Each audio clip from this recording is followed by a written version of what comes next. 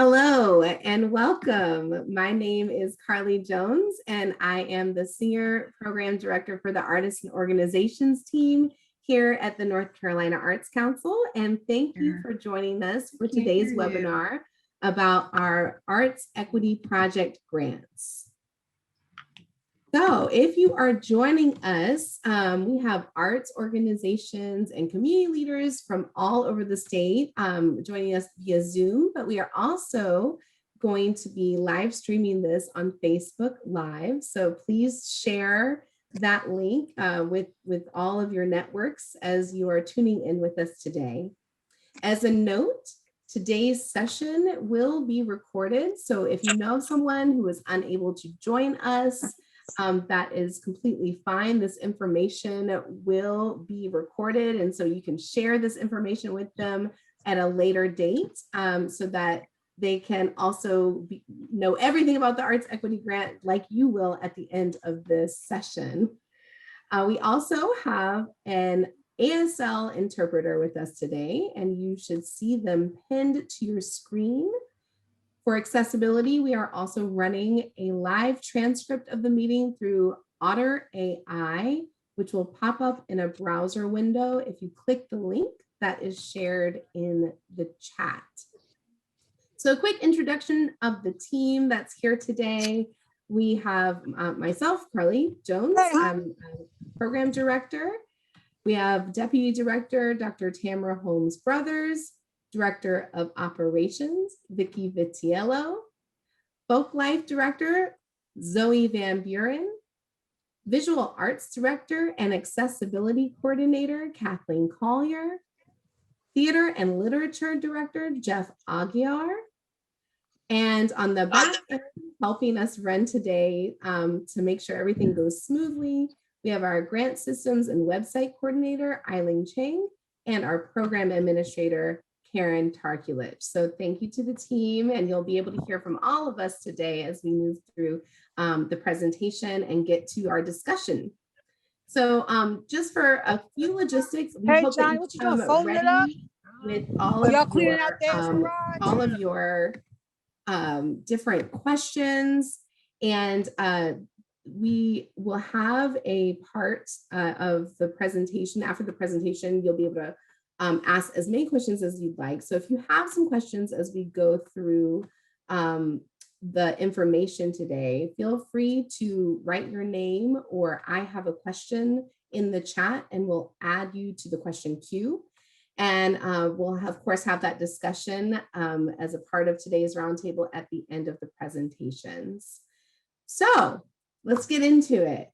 This year, we have two main priorities: to distribute flexible funding as widely as possible to arts organizations and artists, and to support projects that benefit underserved communities throughout the state of North Carolina. Diversity, equity, accessibility, and inclusion have been ongoing goals of ours, and this last year has had a resharpened focus in our work at the Arts Council. Our Deputy Director, Dr. Tamara Holmes Brothers, will now tell you a bit more about this work and how it's impacted the Arts Equity Project grant category. Thank you, Carly. Hello, everyone. It's a pleasure to be with you today. When I joined the Arts Council in May of last year, one of the responsibilities I was charged with was to recommend policies that realize the agency's mission of arts for all people. Over the last 11 months, our agency has navigated complex conversations about diversity, equity, accessibility, and inclusion in the arts. Part of this has involved taking a look at how our grant programs advance DEAI in the sector. Over the years, the Arts Council has worked to ensure diversity in its art grant programs. We've made strides advancing diversity, equity, accessibility, and inclusion in the arts sector through our grassroots arts program multicultural requirement, which requires that funds are used to reflect the racial and ethnic diversity of the state. The requirement is met through supporting arts programming conducted by artists, ensembles, and organizations of color. 39% of the Grassroots Arts Program's $2.8 million budget is dedicated to funding multicultural programs across the state. We've also made DEAI strides through our grant projects. Approximately half of the project grants awarded in a 2-cycle sample supported the work of artists of color, but we have not been as successful in nurturing and funding arts organizations of color. Over the last 5 years, only 3.88% of our total direct grants were awarded to organizations of color, which we define as an organization led by people of color that either has a mission and practice to serve communities of color as an artist of color or its founder. This information and recent focus groups with the arts sector are informing how we develop alternative policies that are inclusive and equitable. We are trying to make changes as quickly as possible. This fiscal year, we were able to secure additional stimulus money to engage organizations of color. And now we are moving towards a new opportunity with these Arts Equity Project grants, which we hope will open the door with new partners. Now, Carly Jones and Zoe Van Buren will explain this new category, Arts Equity Project grants.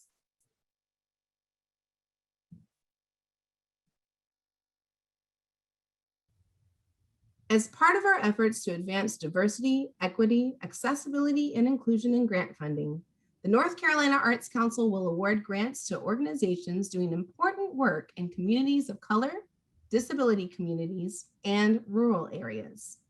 The Arts Equity Project Grant will support projects that offer arts activities primarily benefiting traditionally underserved audiences and participants, with priority going to applicants that are new to North Carolina Arts Council funding. To review our grant guidelines, visit our website at ncarts.org. Once there, select the Opportunities tab, Grants, then Grants for Organizations. You'll then scroll down and click View Guidelines for Arts Equity Project Grants. Nonprofit organizations or arts entities served by a nonprofit fiscal agent meeting the following eligibility criteria are invited to apply.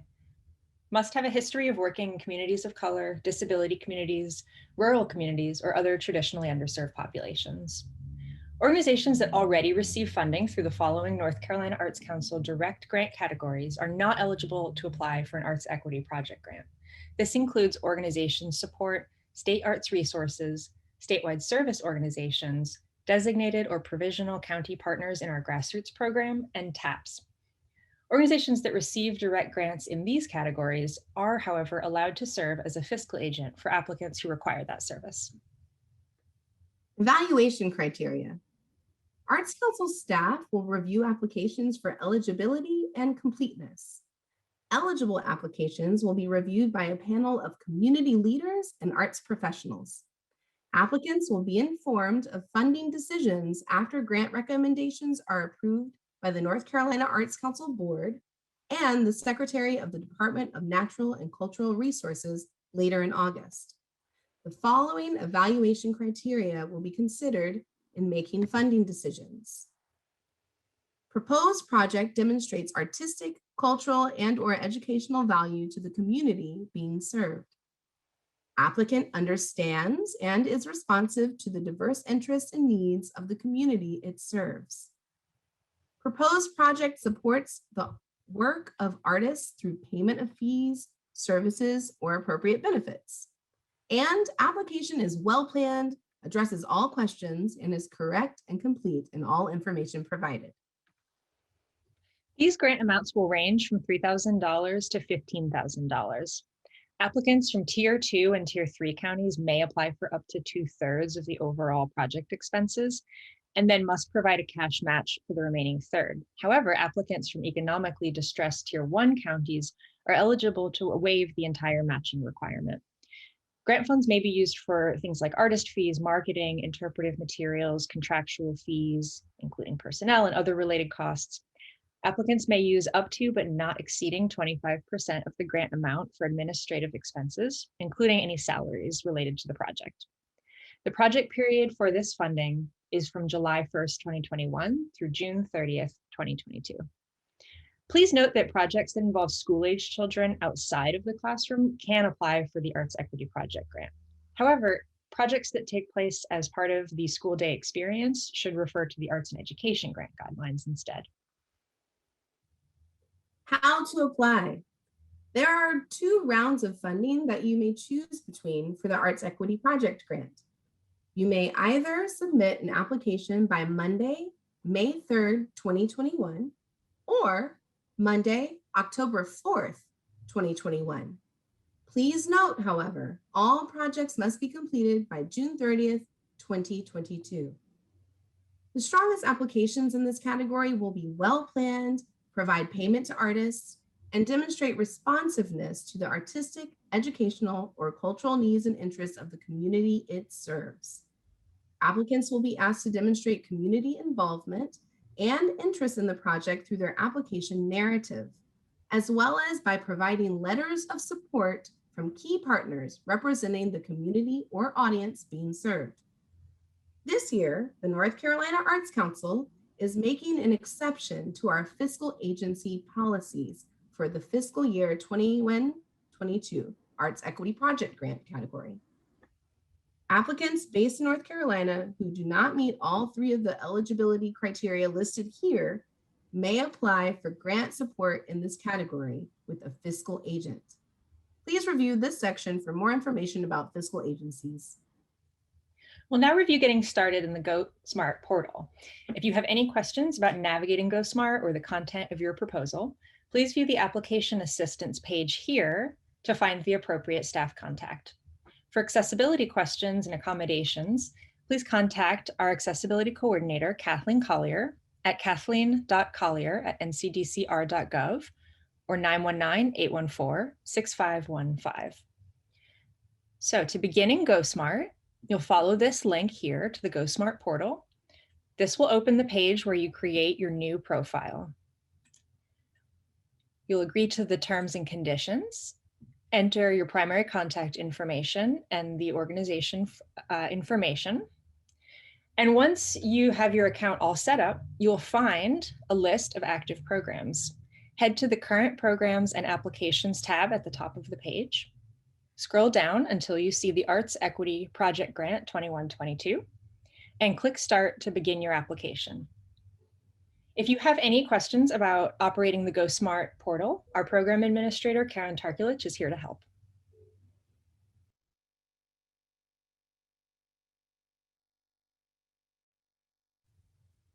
As part of our efforts, so that was an overview of the Arts Equity Project Grant.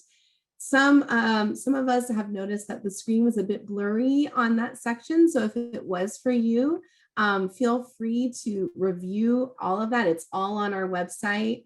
We'll put the link once more in the chat for the Arts Equity Project Grant so you can look over everything that we just went over. So next up, we have our Director of Operations, Vicki Vitiello, and she's going to go over just a little bit about some of the differences and some of the highlights from the Arts Equity Project Grant that we definitely want to make sure that you are aware of. So Vicki? Thanks, Carly. We have been receiving a number of questions. So we already have some frequently asked questions about this grant category, and we wanted to underscore a couple things, as Carly mentioned, that we think are a little confusing or a little new with regards to this category. Both of these items were mentioned within the little script that you just ran. So we need to refer back to that as well. We can. Number one is fiscal agency.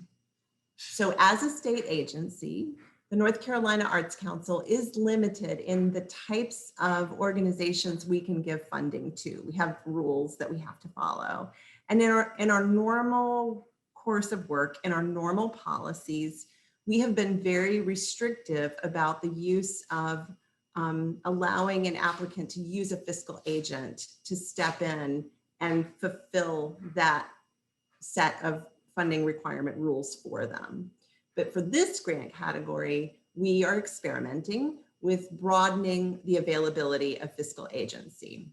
So what that means is that an applicant could be someone who doesn't meet the typical standard for who we are allowed to who we are allowed to fund. And that typical standard is an organization that has been programming for 2 years, an organization that is a 501c3 tax exempt organization, and an organization that has an annual expense budget of $20,000 in their most recent year. So that's our typical standard. Usually, if you don't meet those criteria, you cannot apply.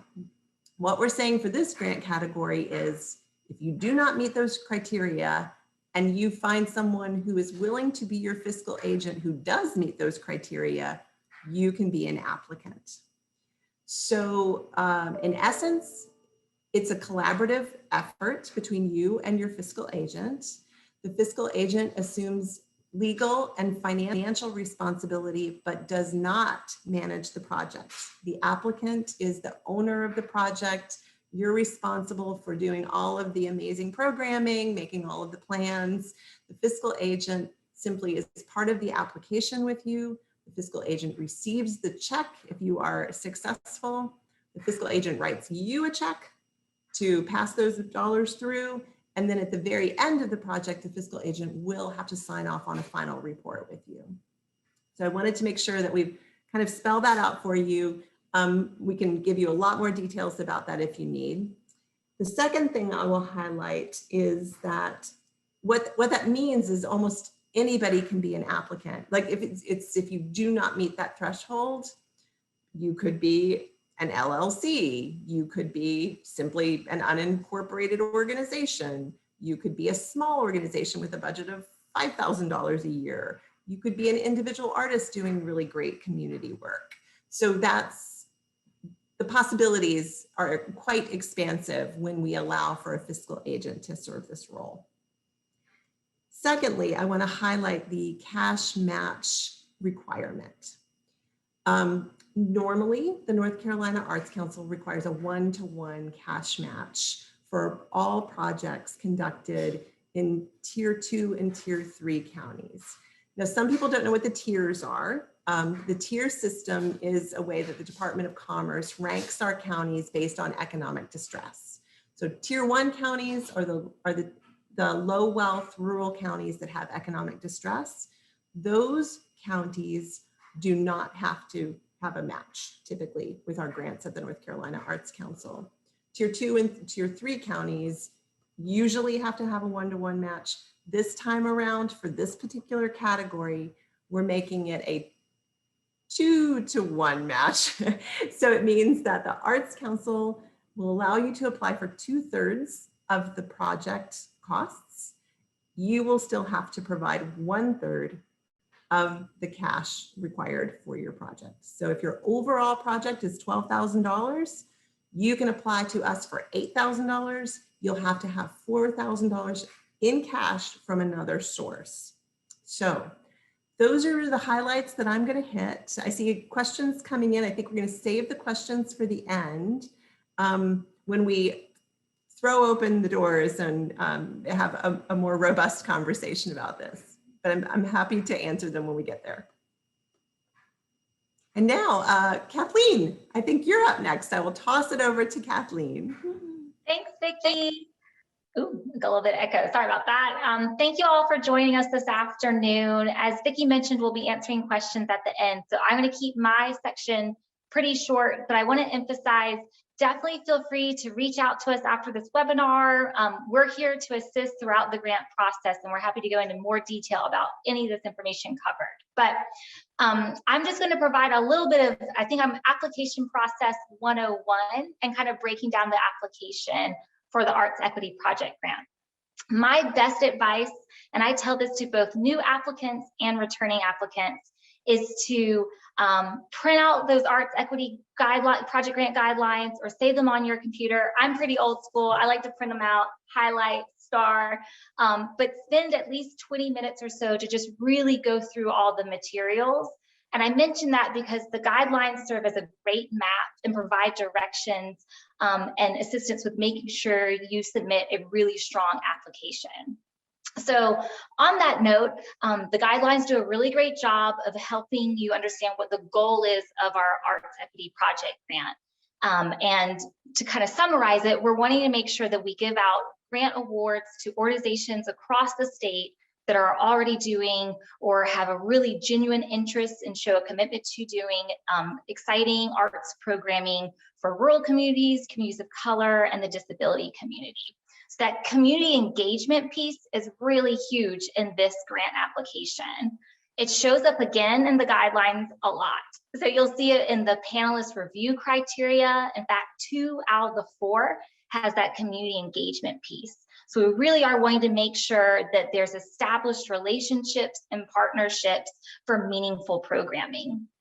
The application itself will include 3 narrative questions. And one is provide an overview of the project, be really specific. Remember that the panelists who are reviewing your application may not be very familiar with you. So try to be very specific so we have a really sense of the feasibility of your project, and relate it when you can back to the evaluation criteria. It's always a good idea. Another question will be provide information about that intended audience of the project. So again, we're really interested in the community engagement piece. And then we also want to learn a little bit more about any artists or arts groups that may be involved in the program as well, and why you think they're a really good fit for your program. In addition to these narrative questions, we'll also ask for you to upload a letter of support from your community partner. And again, that's just to help us see that there's already been dialogue and established partnership, or even it's a great way to show that you've worked together in the past on programming, so we can make sure that there's a really meaningful connection happening there. We also want to make sure, please provide a budget, be as specific as possible, include line items for materials costs, how, what the honorarium your artist may receive for participating in the program. And don't hesitate as well to reach out to us here at the Arts Council. We're happy to walk through budgets with you and go over what may be eligible or ineligible expenses for the grant funds. In addition, like I mentioned before, especially if you're a new organization, there'll be a section in the application for you to upload any additional support materials, and that's a great place to upload any programming materials you've done specifically with this targeted community before. Trying to really emphasize that connection, or if you've done similar programming and show that you do have the, it's feasible, you have this experience and you're ready maybe to expand, just really use that section to brag about yourself. Have no worries doing that. We want to get to know you, as do our panelists. And then finally, I'm going to hand it over to my colleague Zoe shortly to talk a little bit more about artist work samples. But again, I can't emphasize enough just making sure you have those guidelines right next to you when you're writing out that application. And it's a good idea to go through the draft and make sure you can really hit home those evaluation criteria. And program directors are here as well to help review in each draft. So Zoe, do you want to share any information about the artist work samples? Thanks, Kathleen. Hi, everyone. I'm Zoe Van Buren. I'm the Folk Life Director, so you'll talk to me for any projects relating to community arts and folk life. Really quickly, just to touch on work samples, there's a few things to keep in mind. And again, call us, email us if you want to go sort of deeper into the weeds about your project and what works best. But if this is your first time applying for an arts grant or a grant with the North Carolina Arts Council, just keep in mind that work samples sort of do 2 really important things. They both accurately depict how amazing the artist you're working with is, but they should also help give the panel as close an idea as possible to what will actually happen in the funded project. So for example, if you have like a highly edited music video, that's great in some ways, but it's not going to give the panel a great sense of like what it's like to experience this work live. So just keep these kinds of things in mind. You know, if you have a teaching artist involved, you're going to want to show that they are teaching, you know, show that part of their skill set. If you're uploading long videos, you're going to want to be mindful of the panelist time and help sort of provide timestamps or edit the video you upload, just to make sure that what the panelist is seeing really conveys what you want them to know about your project and about the artist involved. So, you know, just remember to think like a panelist when you upload your work samples. Make sure that they show your artist in a good light, but also help sort of imagine this project in real life. So talk to us if you have questions. We're here to help if you have technical issues with work samples or just need a little advice. Great, thanks, Zoe. And on the work samples front and technical questions front, Karen is going to be a huge help. So I'll hand it over to Karen now to share a little bit more about our online grant portal. Hey everybody, I'm Karen Tegelich. I'm the program admin, so I support all of the wonderful people that you see here. And I'm the person that you go to if you have any questions around the GoSmart portal itself, which is the grant platform that you'll be applying through.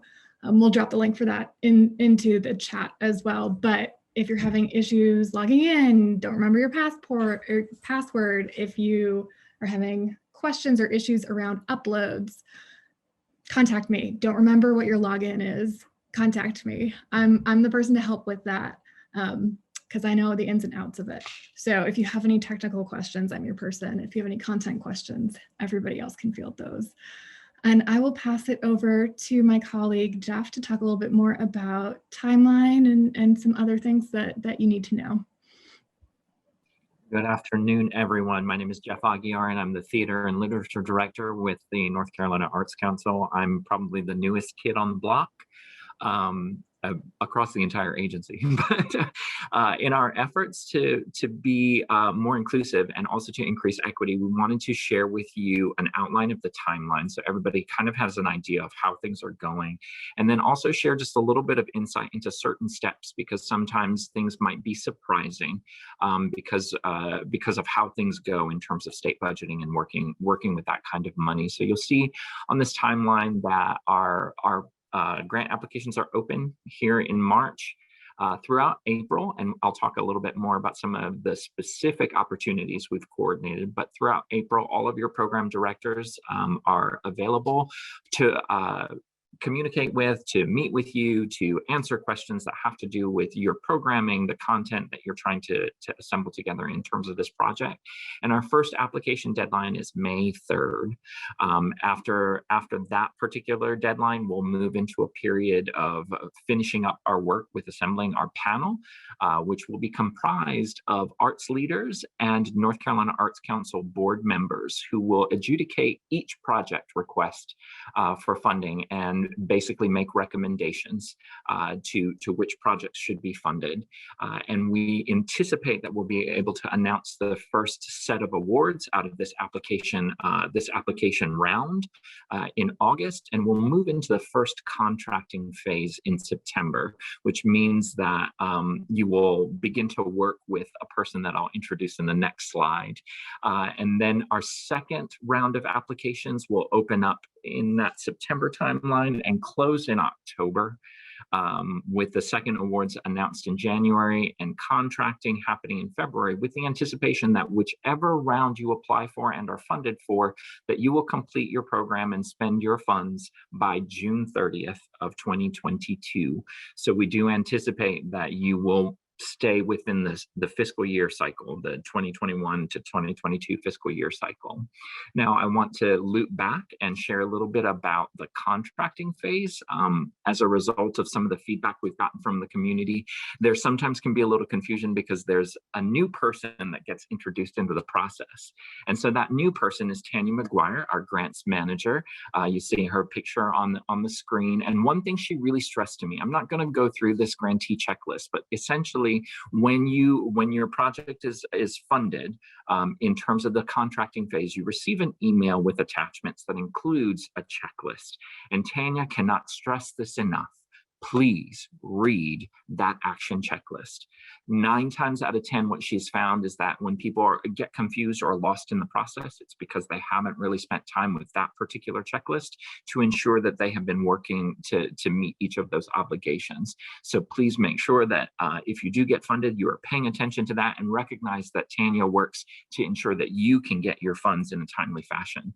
So while you will still talk to us about programming and any content changes, Tanya will be the person that will serve as your contact in terms of the actual funds being dispersed.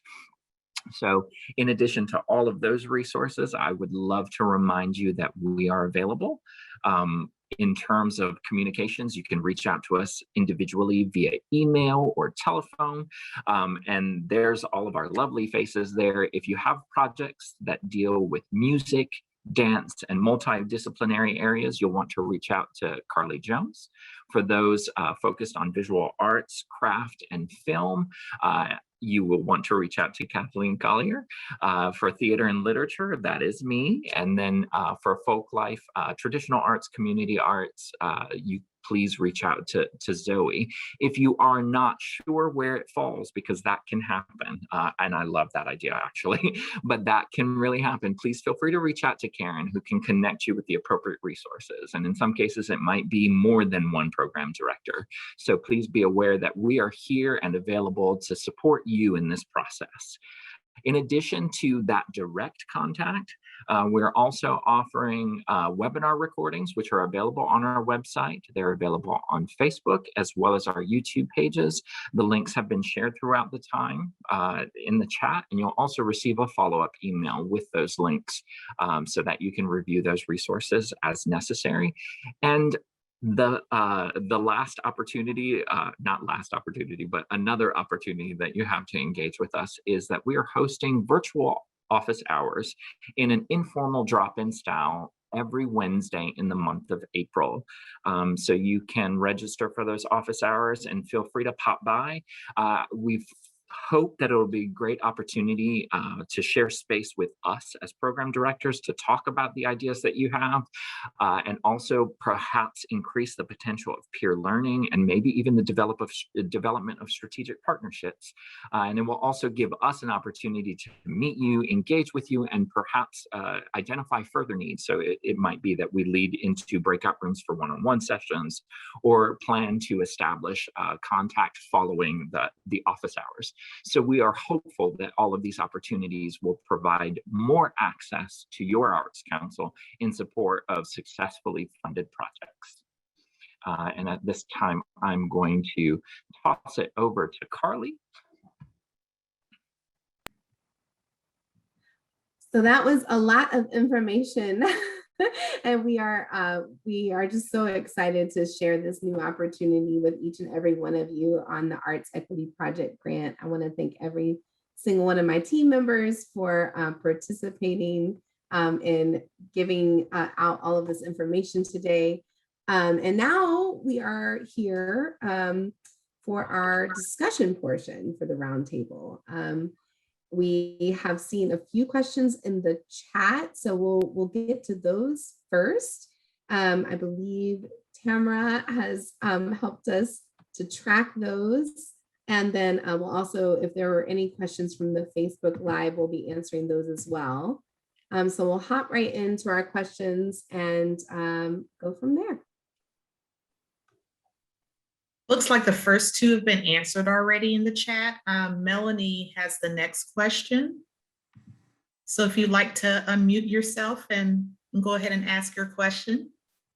Yes, my question is, can the project be for project support for core and ongoing programming, or does it need to be for a new project? And then I do have a part 2 question, which relates to United Arts Council support, because that's where I'm trying to navigate this, that if I think United Arts Council support could not support it, and that would support core programming. So I may be muddling it, my question, but that's what I'm trying to get at, if that helps. No worries. So Melanie, I'll answer the first part of that question, and then I think I'll kick it over to Vicki for the second part of that question. So the first part of your question, that's a great question. It does not have to be a brand new project. If you already have a project that's ongoing that meets the criteria of this grant category and you'd like to expand upon it or do another round of it, that is just fine. I would just encourage you to look over the bullet points of the criteria and make sure that it actually does fit. But that it does not have to be a brand new project. So that's the first part of that question. And then your second part, I think Vicki can answer. Hi, Melanie. I think that this is a common question about whether or not an organization that's applying for funds from us can also apply for funds from their local arts council. And the answer is yes, you can apply to both entities, but you cannot apply to both entities for the same project. So we can't match each other's funds. So if you are doing a specific project that is part of your outreach and it has a budget that's a certain size, and you're showing us that you have a third of that money coming from your local arts council as your cash match, we will not allow that to be part of our grants review, if that makes sense. But two different projects, go for it.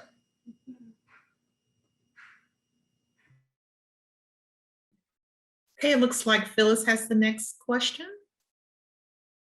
We want to make sure this is an open dialogue opportunity for all of you. So I'll try and keep a track of the questions and inquiries that come through the chat. And I'll go ahead and mention your name for you to unmute. So Phyllis, please feel free to unmute yourself.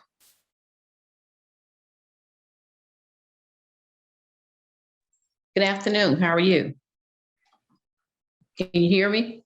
Yes. Yes, thank you. What about in-kind services? Can that be part of this instead of trying to match monetarily?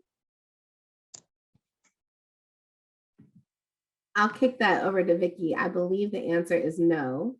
We have changed the match so that it's less of a match that you would have to come up with the monetary match, but it does have to be actually in a cash match. So it's that 1/3. It is described beautifully on our website, but we would provide 2/3 of the grant and the applicant provides 1/3 of the grant. So Carly, you didn't need to kick it to me at all, but I will add one thing. So yes, cash match is what we require for our budget, but in-kind contributions, people who are volunteering their time and their services, their venues, all of that kind of in-kind goodness makes for a great demonstration of community involvement.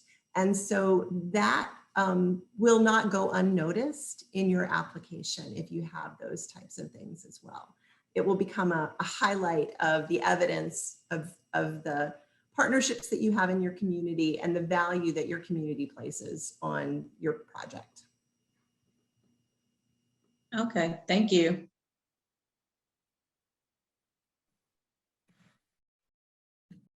I don't see any other questions right now. I'm not sure if we have any from our Facebook Live participants. We're so grateful to have so many people tune in to us today. Don't be nervous. All questions are good questions. Hi, I have a question. What about partial funding? Is that something that you guys do, or do you, once we qualify for, say, you determine our qualification, it would be kind of an all or nothing thing? How does that work? I'll kick that one to Vicki. It's a good question. Yeah, these are all good questions. So partial funding does happen, and it happens frequently. We are typically unable to provide full funding for the whole menu of projects that are deserving of funding. And so normally what happens is that the panel will adjudicate all of the grants, and they'll score the grants based on the criteria. You have the criteria in front of you that is the exact same criteria that the panel is going to score. So that's why Kathleen was saying, pay attention to that criteria, because that's how you're going to get your score. If your score is high enough to meet whatever the threshold ends up being on that day, then you'll be considered for funding. Some who score really, really high probably will get full funding. But if you're a little bit lower in your score, you might get partial. And what we do at that point is we communicate with you and we say, you asked for $8,000. We're only able to give you $6,000. What does that do to your project plans? And you might say, I can't do it. I can't do it with $6,000. Or you might say, I'm going to make it work. I'm going to figure out how to cut a few corners, or I have another funding source that I might go to, who might be able to, now that you've got the $6,000 from the Arts Council, maybe you can go leverage more money from someone else. So there's a little bit of that kind of back and forth that's part of that contracting process that Jeff talked about, because you'd have to provide a revised budget and kind of work with us just to make sure that the spirit of the project is still tenable.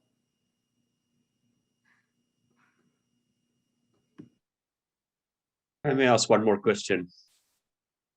So normally the grants, the amount you can apply for is based on, it's like 10% of the previous year's budget, right? Does this not have that restriction?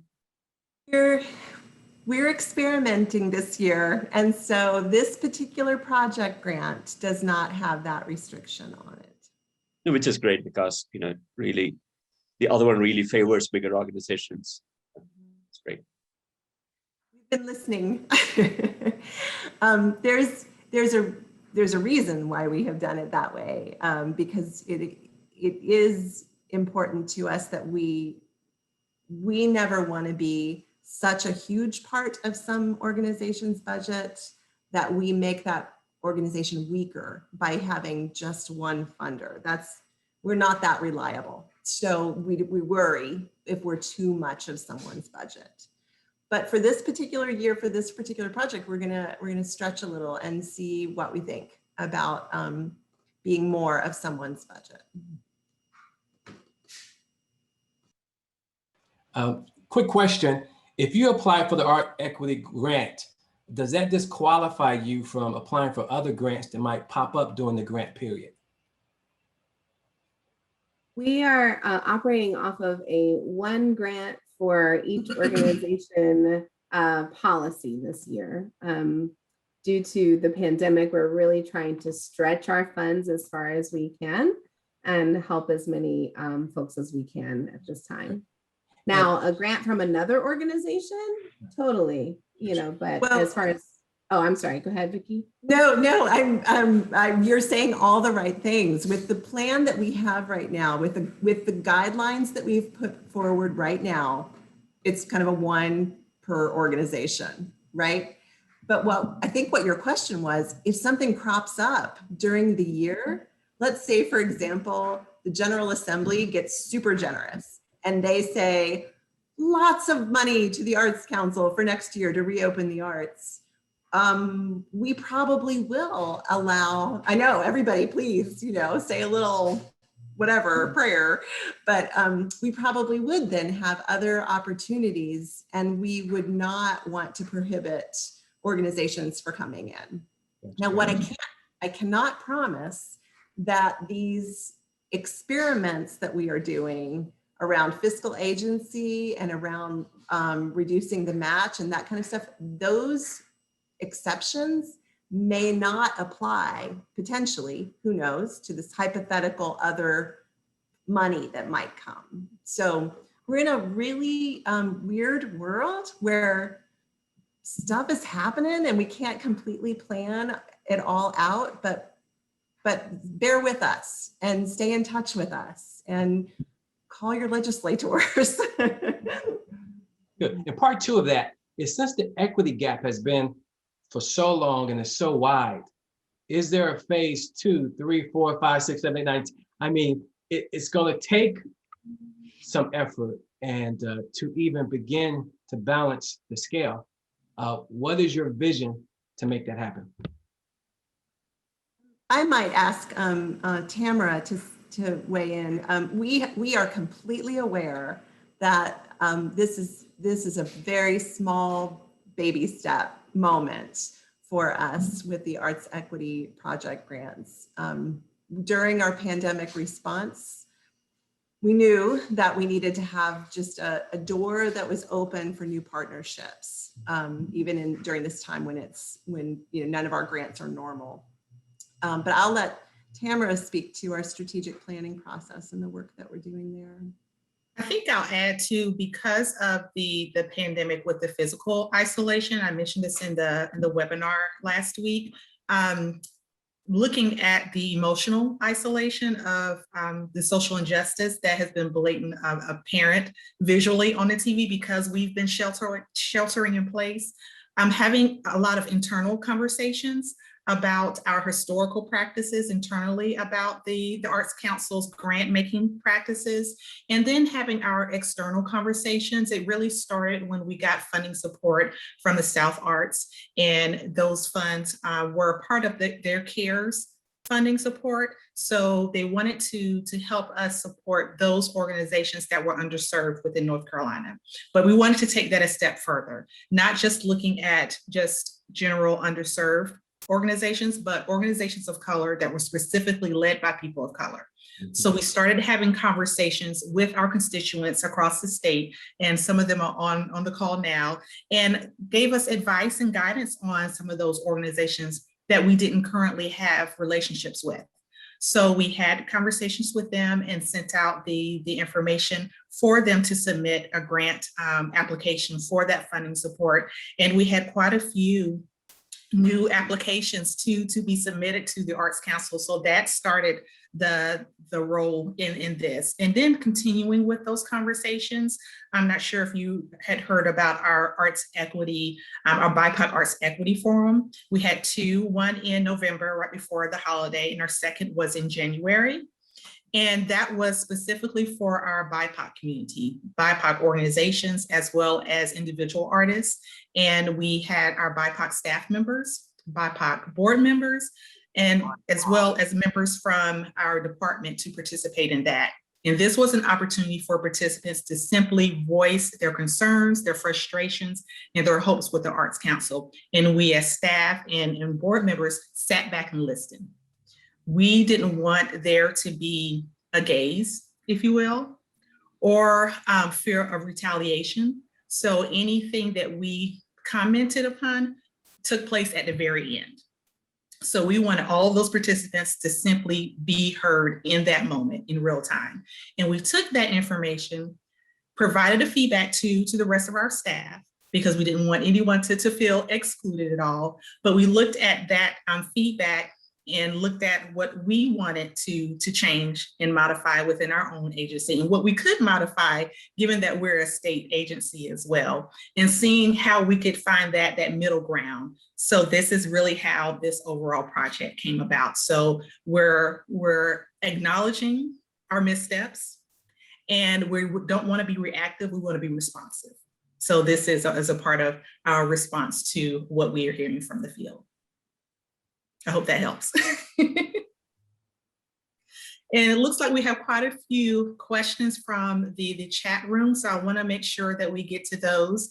Jackie has a question, so if you want to unmute yourself, and then after Jackie, Heidi has a question in the chat room, and then we'll proceed with some of the Facebook inquiries as well. So Jackie. Hi, thank you so much. Yeah, I think the question, then the last question I put in the chat was going back to the questions about matching and in-kind. And we have some partnering where partners have procured money and will provide advertising for us. So it's kind of in kind but it also has a cash value. Could something like that be counted? So what you're describing is an in-kind contribution because it doesn't come through your budget. So it doesn't come into your accounts and be paid by, the entity that is managing the project. If your partner would be willing to let you receive the funds and then place those ads, that would be a cash match for this project. What if, because the other part of what we're looking at is the applicant organization will need a fiscal agent because their budget is under the 20,000. What if this partner would be the fiscal agent? Would that change anything, or would they still have to physically give the cash to the grant applicant? Again, in order for it to be a match, it has to be housed in the same, kind of the same bank account as the project is. But it sounds like this is getting really technical, and I might want to take this one. So, yeah. So why don't we get in touch after? And and what discipline are you working in? Who would be your program director? It would be the multi-arts, dance, music, multiple, because we want to do a multicultural event in the community. Awesome. So maybe it's a conversation that you, me, and Carly can have to kind of just look at budgets, which makes me happy always to look at budgets, and we can figure it out. Okay, great. Thank you so much. You're welcome. Thank you. And Heidi, you're up next. Oh, okay. Hi. Yeah, I'm new to running a business, not new to running a business, but new to running this business that's a brick and mortar place. But yeah, so I have, we're in Clayton, but we're off of Main Street by 1. So we've been really struggling. We were supposed to open in February. We pushed it back till September. There's a group of us that have our art in here, and we help kind of keep the store open. So there's no employees or anything, but the whole goal of this whole organization was to help artists get their art out. So we kind of started like a kind of a tent thing going on, and I just didn't know like if my project would, since we're already getting started because the weather's going to get good, it's once a month, if that would be okay to already kind of supply some of the funding to that. And then when it gets, when I do the application, if it can backtrack into April or May, if I get awarded something. So, did you hear me? Yes. I think I have a one-on-one meeting with you guys in a week or something anyway. So great. Yeah. It sounds like you're a visual arts organization. Yeah, we are, but we're opening up it's just, there's not a lot of property here. So we're kind of limited to how much space we actually can provide for the art artists and things like that. But I'll have to send you my video so you can see what we're all about. So, but anyway, yeah. So, and then I had another question. I had like 2 questions. Well, let me step in. I'm sorry to interrupt, but let me step in and say, we do operate on a fiscal year for state government. So you will be applying in May, and you'll find out kind of later in the summer, late July, early August, whether or not you got the grant. Okay. But the project period for spending the money is the state fiscal year. So you can't go back and I got you into the spring, but you could, when you write your application, you could write a project that has expenses from July 1 to June 30. So that's your window. Yeah. Okay. I got you. So you can be reimbursed, but only back to July 1 if you get funded.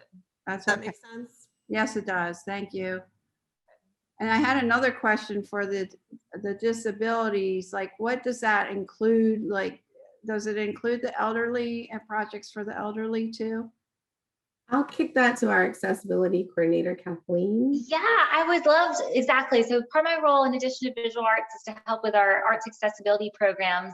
So I think that's a situation I'd love to kind of talk with it, a case by case situation, but creative aging has certainly been considered accessibility, especially if we're thinking it through the lens of these communities we're trying to target with rural communities, communities of color. So I would love to keep the conversation going. And it sounds like you and I will be connecting at some point. So I look forward to seeing the video as well that you'll share. Okay. And I have one last question before I go. And I can't find it because I forgot what it was. There's my second question. Hold on. Oh, can you partner with more than one 501c3 organization? Sure, you can partner with as many organizations as you'd like. There will be one fiscal agent and one applicant if you're doing it that way. But you can most certainly partner with more organizations. Yeah, we would be the applicant, but I think for community involvement, the more people that are on board with it, the better. Absolutely. Yeah, that makes for a very strong application. Okay, thank you. Yes, thank you. We do have one Facebook question, and then after I ask that and it's answered, Renee has a question. So let me switch screens. This is from the School of the Arts for Boys Academy. Is it appropriate to partner with your local arts organization? Local arts organization, yes, you can partner with as many arts organizations as you would like. That is completely appropriate. I think the point we had spoken about a little earlier, though, is that if you are partnering with your local arts council, they are receiving money from the North Carolina Arts Council already, and so they can't use those funds to participate in the same project as the one we might be funding through this avenue, because like we said earlier, we can't match our own money. Thank you, Zoe. And Renee, if you want to unmute yourself and ask your question. I just wanted to make sure, I was on last week and you talked about universities, municipalities being able, even though they're not 501c3s, is that correct? And then would I have to serve as fiscal agent? And as fiscal agent, what should I really be aware of since I would be liable? I'm going to kick that over to Vicki. There's a lot that you will need to be aware of, and it's all listed in our application. But Vicki has all the knowledge when it comes to our university policies. So Renee, I'm going to ask you a couple questions so I can answer your question. So being in a university, are you part of a standalone arts entity within your university? Like a university? I'm just really making sure if I'm forwarding this information to entities within my community, that they would be eligible. I don't want to waste their time, and then when it comes down to it, oh, guess we can't really apply for this grant because of your status. I'm trying to eliminate that because a lot of my duty to my community is making sure I'm letting them know of all grant opportunities to help them get either their programming started or. Okay, I understand. So for this particular grant category, universities can apply, but you are going to have to show that you are hitting all of those project criteria. So it would be you can apply. You do not need to use a fiscal agent if you are a university. You can apply to this category. So yeah, you just have to know what we're looking for in terms of the community engagement, the types of audiences we want to be serving. I mean, we've talked a couple of times how we do believe like community colleges in some of our parts of North Carolina might be extraordinary partners applying for these funds for different programs that they do. So the answer is yes. I will And- say though, oh, sorry, go ahead, Vicki. Oh, go ahead. I will say though, with the university question, there are so many different kinds of organizations, whether you're, and so that will take a little bit of nuance and some discussions with us. For example, you know, if you're applying from UNC, we don't want the entirety of UNC's budget, right? But if you're an entity within UNC, you know, then we want, then we work with you all. So it's very, it really varies from college to college and university to university and entity to entity. So that's a kind of a nuanced question, but we're trying to keep our doors as open as we possibly can. How about religious organizations? Because we have some churches that do fabulous arts programming. You know, I think that the answer is yes. But the reason why it's yes is because you said fabulous arts programming. So the lens that we're going to be looking at it from is the arts lens. And we know that gospel choirs and liturgical dance and, you know, sometimes kids drama classes and all kinds of things happen in church environments. And we are able to fund that. If it begins to be too much connected to the congregation or too much connected to the religious doctrine that congregation is supporting, it gets a little harder for us in state government. But I would say we're actually really curious to be in that zone. We know that great things are happening in our churches.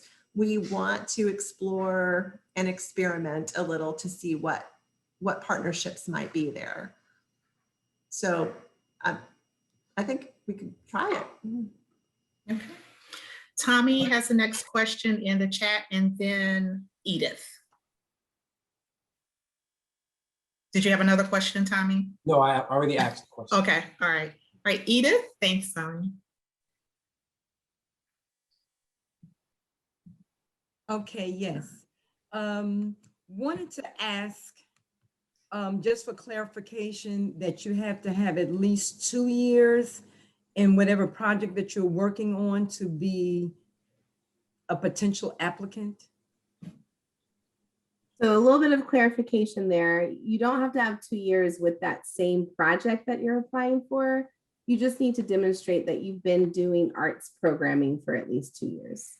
Okay, all right, then that sums it up. Thank you so much. And another thing that will strengthen your application is if you have a history of sort of serving and working in the community involved in the project, but it doesn't literally have to be the project you're designing or funding through this program. Okay, thank you so much. That answers a lot of my concern. Thank you. Thank you. And we still have quite a few, so we'll try and get through as many as we can and still be respectful of everyone's time. Helen, I'm not sure if your question was answered or not. If you want to ask, and then Aaliyah has a question.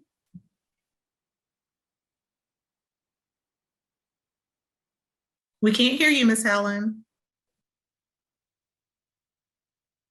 We still can't hear you.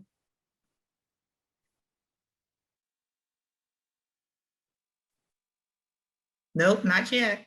The wonders of technology.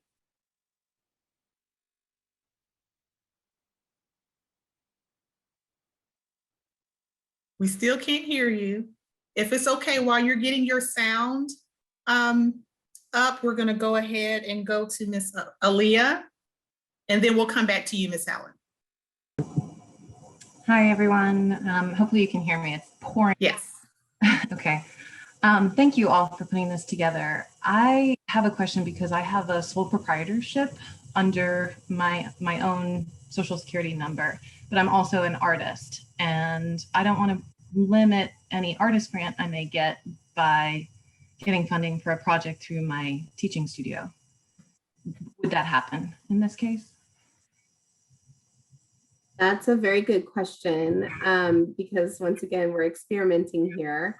So I will kick that to Vicky. I think I know the answer, but I want to kick it to her just in case.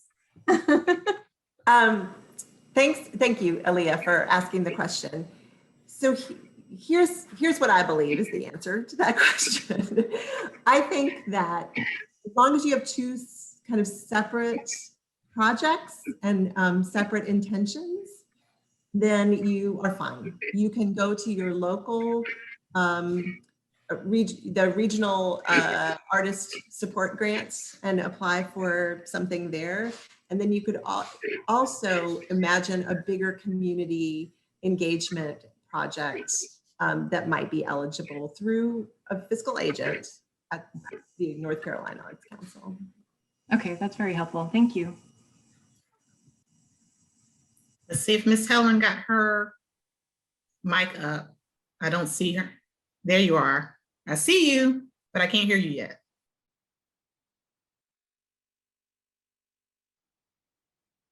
We still can't hear you. Helen, if you want to type it in the chat, we can also just answer it that way as well. And to get to your chat, along the bottom of your screen, you should see a bubble. And below that, it says chat along the toolbar. If you tap on that, and you can type in your question, I'll be sure to get to your question, okay? So while Ms. Helen is working on that, I think we may already have her question in the chat. Okay. I think it's if you're a 501c3 organization with a budget of less than $20,000, can you still apply? Am I reading the right question?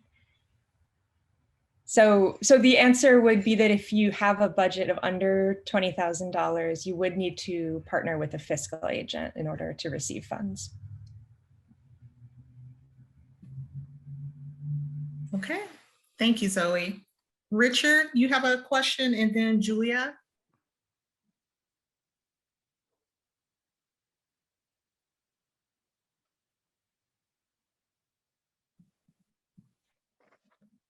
Okay, since I can't hear Richard, if all applications meet the standard for funding, will they all be funded or just the ones with the highest score? That's a very good question. We don't have our budget solidified at this time. So we are actually, we're going, this is a competitive grant category. So I do want to say that, and they will be scored.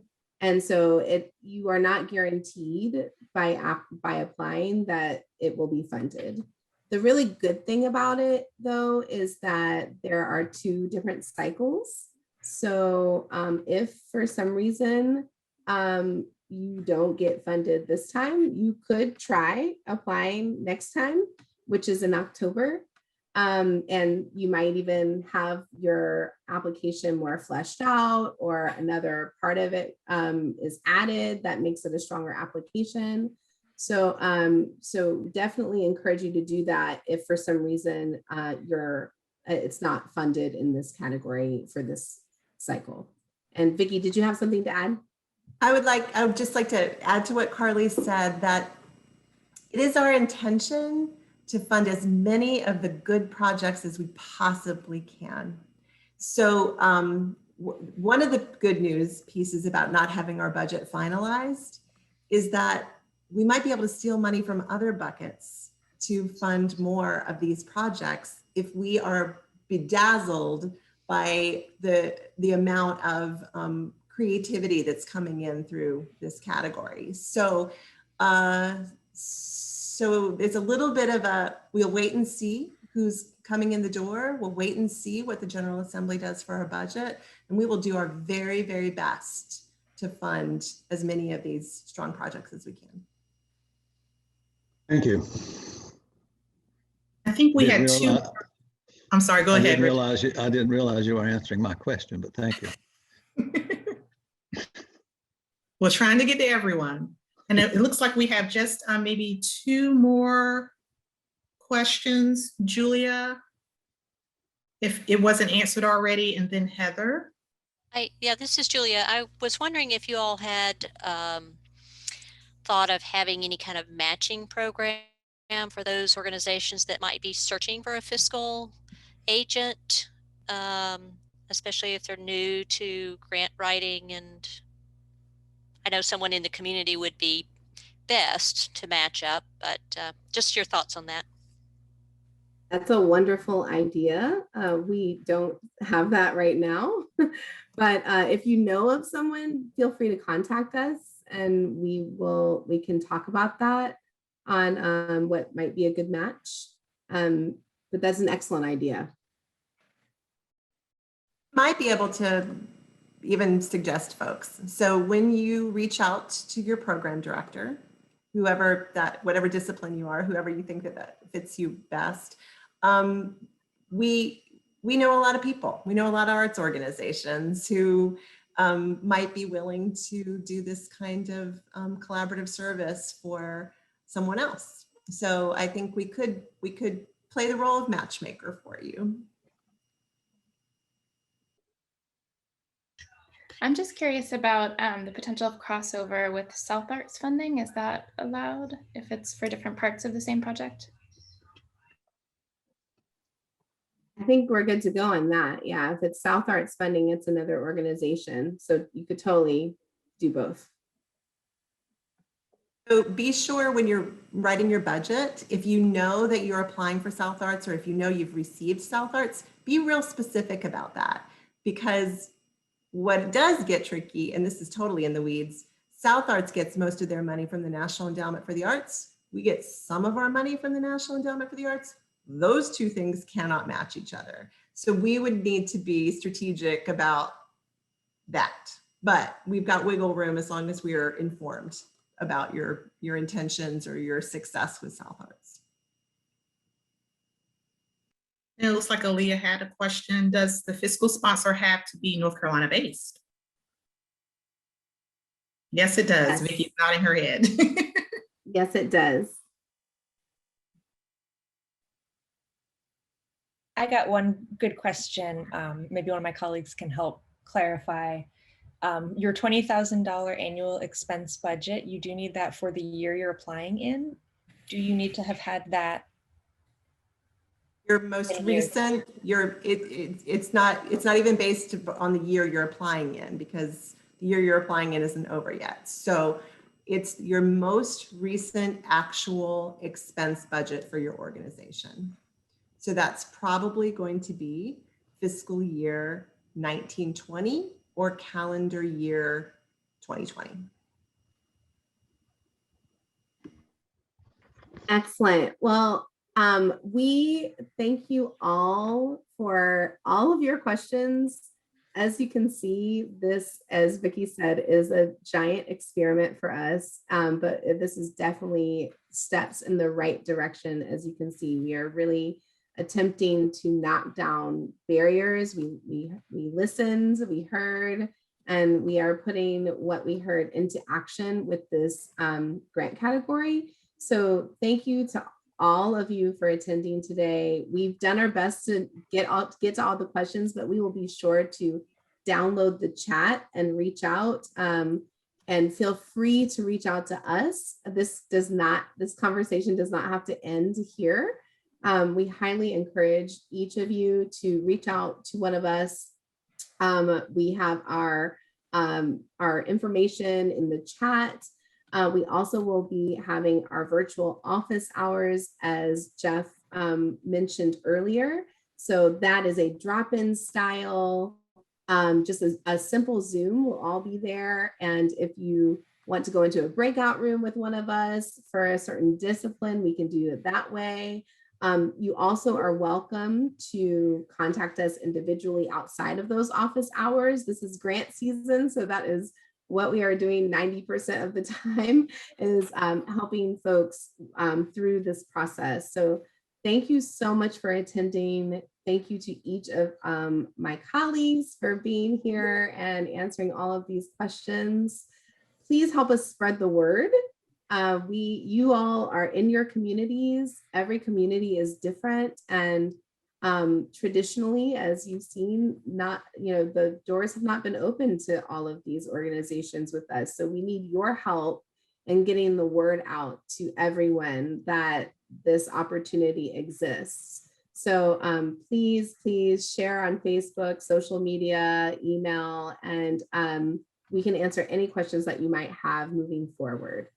I do want to say we will have a survey sent out. So please let us know how you enjoyed this, or give us any critique that you might have for our roundtable. This is also new for us, and we hope to do more of these to be more accessible to the community. So please make sure you fill that survey out for us. It'll only take a couple minutes.